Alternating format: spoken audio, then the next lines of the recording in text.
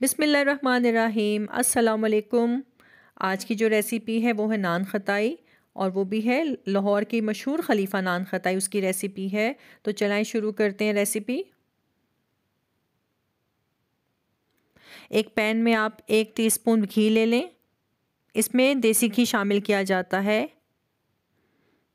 Half cup बादाम ले लें। अगर आपके पास छोटे बादाम हैं तो उसको इसी तरह फ्राई कर लें, लेकिन अगर बड़े हैं तो उनको हाफ़ कट दे दें। मेरे पास बड़े थे इसलिए मैंने आधे कर दिए।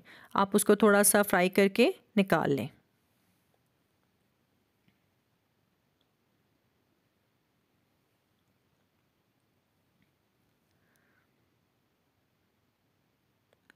एक कप घी ले लें।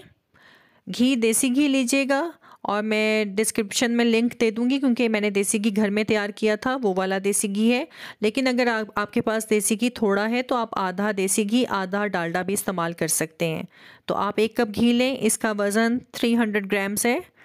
अब आप इसमें 1 ही कप चीनी लें जो मैंने ग्राइंड कर ली है, इसका वज़न 250 ग्राम्स है। अब इनको आपस में मिक्स कर लें अच्छी तरह। आपके हाथ की गर्मी से ये जो घी है वो मेल्ट हो जाएगा।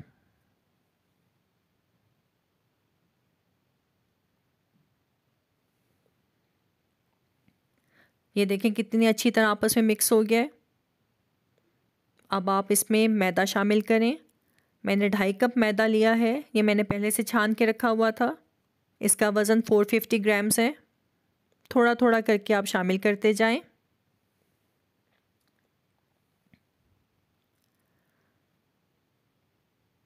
आप इसमें 1.5 टीस्पून आप बेकिंग पाउडर डालें जिसका वज़न 12 ग्राम है। बस अच्छी तरह इनको मिक्स करके आप 2 घंटे के लिए रेस्ट दे दें। फ्रिज में रख दें तो बहुत अच्छा है।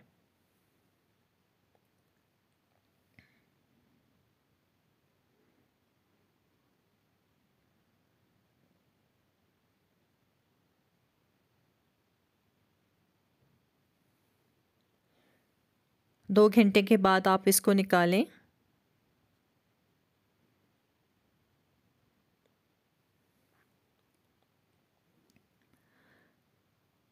अब जो बादाम आपने रोस्ट करके रखे हैं वो इसमें शामिल कर दें।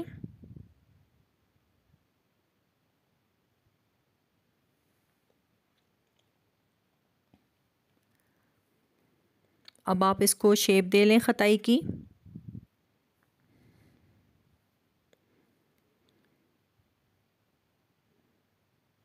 और बस आप गोल टिक्की बनाकर इसको आप ट्रे में लगाएं।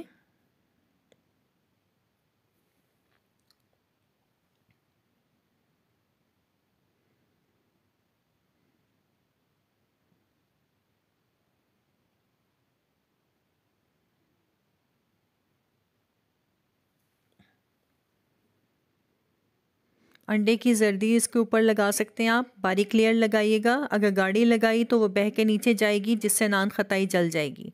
आप इसके ऊपर दूध की लेयर भी लगा सकते हैं। तो अगर आपके पास मिल्क पाउडर है आप उसमें थोड़े से पानी में डाल के आप वो ऊपर लगा सकते हैं।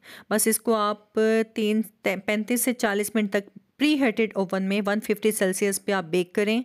और इंशाल्लाह मुझे यकीन आपको ये रेसिपी ज़रूर पसंद आएगी। अगर आपको मेरी रेसिपी पसंद आई है तो इसको लाइक करें, शेयर करें, मेरे चैनल को सब्सक्राइब करें। मुझे दुआओं में याद रखें। अल्लाह हाफिज़।